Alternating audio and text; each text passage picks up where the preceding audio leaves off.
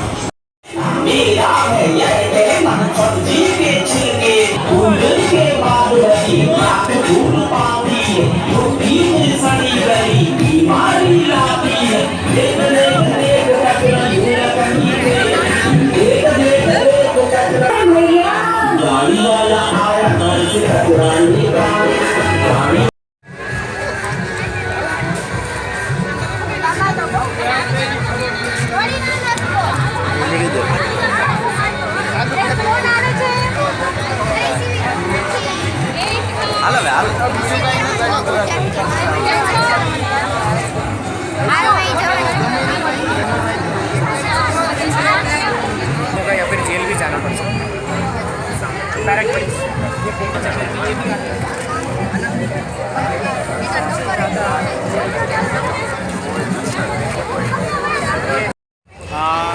ભક્ત નરસિંહ મહેતા યુનિવર્સિટીની અંતર્ગત એ wild life for excellence and conservation study centre ચાલુ કરવામાં આવ્યું છે, જે સમયથી એ વાઇલ્ડ લાઈફની અંદરની ટેકનિકો અને તેના પર અભ્યાસ અને તેના કન્ઝર્વેશન માટે તે સતત પ્રયાસ કરે છે. અને હાલમાં જે એક્ઝિબિશન લાગેલું છે તો તે વાઇલ્ડ લાઈફની અંદર વપરાતા જેટલા પણ ઇક્વિપમેન્ટ છે તો તેના માટે અહીંયા એક્ઝિબિશન કરેલું છે.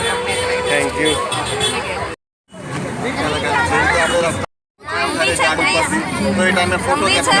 ઓળખશો કયું છે બર્ડ? ઓપ્શન છે કયું છે? આને શું કયો આપણે? પછી આ બાજુ આવી જાઓ, આગળ આવી જાઓ. શું કહેવાય આને?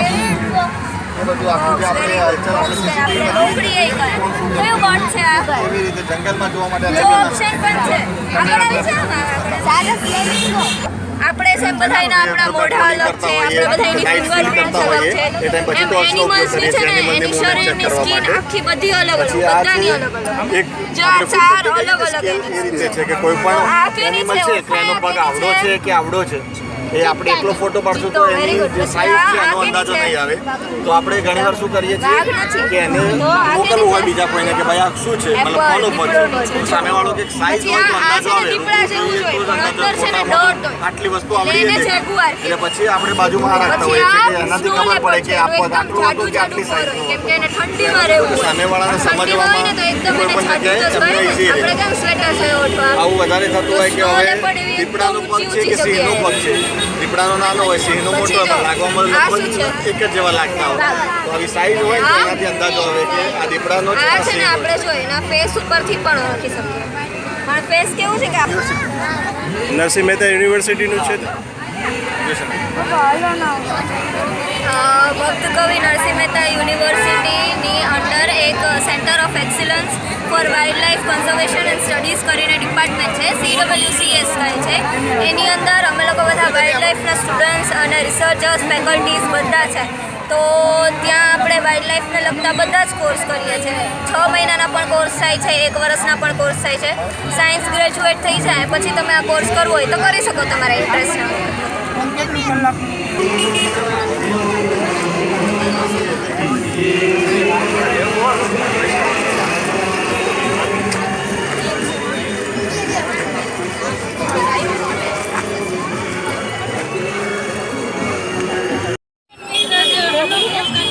કરવામાં આવેલો છે જે KJ હોસ્પિટલ દ્વારા આયોજિત છે. એમાં અમારી સંસ્થા CRM ગ્રુપે પણ પાર્ટિસિપેટ કરેલું છે અને અનેક નવી ફની ગેમ રમાડેલું છે જેમાં કે બલૂનથી. તો એમાં તો બધાએ એટલી રીતે એન્જોય કરેલું છે બહુ બધાએ અને ખરેખર બહુ સક્સેસફુલ કાર્યક્રમ આજનો રહ્યો છે.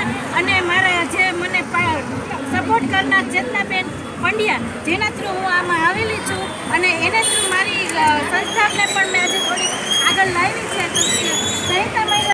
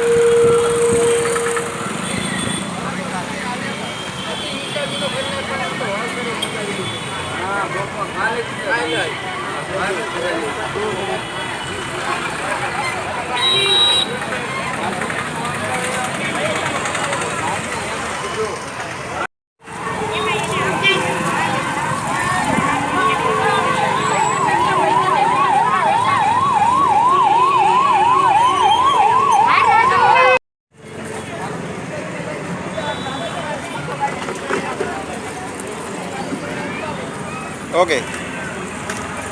સત્યમ સેવા યુવક મંડળ તેમજ પ્રજ્ઞાચક્ષુ ચેરિટેબલ ટ્રસ્ટ આ બે સંસ્થા અમારી જૂનાગઢમાં સેવાકીય કાર્ય કરી રહી છે. પ્રજ્ઞાચક્ષુ ચેરિટેબલ ટ્રસ્ટ છે અંધ દીકરીઓ માટે અને સત્યમ સેવા ટ્રસ્ટ છે એ સામાજિક ક્ષેત્રે સેવા કાર્ય કરી રહી છે. જેમાં આજરોજ અમે આયુર્વેદિક હોસ્પિટલના માધ્યમથી આજે આ જે પબ્લિક જે આમાં ભાગ લીધો છે એને બધાને ઉકાળો ફ્રીમાં આયુર્વેદિક હોસ્પિટલ તરફથી આપવામાં આવે છે. એમના કર્મચારી બે આયુર્વેદિક હોસ્પિટલમાંથી અમને પ્રોવાઈડ કરે છે. તેમજ અમારી સત્યમ સેવા યુવક મંડળની ઘણી બધી સેવાઓ ચાલે છે. હોસ્પિટલમાં ડિલિવરી વોર્ડમાં શીરો, જરૂરિયાતમંદ લોકોને રાશન કીટ, વિધવા બહેનોને દર મહિને રાશન કીટ આપવામાં આવે છે. પછી હોસ્પિટલની અંદર ચા, નાસ્તો, જમવાનું આ બધું ફ્રીમાં આપવામાં આવે છે. સર્વજ્ઞાતિ સમૂહ લગ્ન, સર્વજ્ઞાતિ સરસ્વતી સન્માન સમારંભ આવી બધી વિવિધ સેવાઓ કરવામાં આવે છે.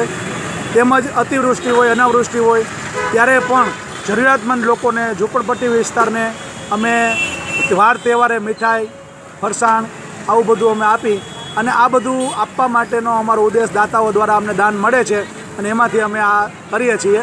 એટલે સમાજને અમારો એક સંદેશ એ પહોંચાડીએ કે વધુમાં વધુ અમને દાતાઓનો બેનિફિટ મળે અને આવા સત્કાર્યો અમને કરવા દે, દાતાઓને પણ ભગવાન ઘણું આપે એવી અપેક્ષા છે. આભાર. યજ્ઞાથી મુકેશ ગિરી, મેનેજિંગ ટ્રસ્ટી, અંધકન્યા છાત્રાલય. Thank you sir.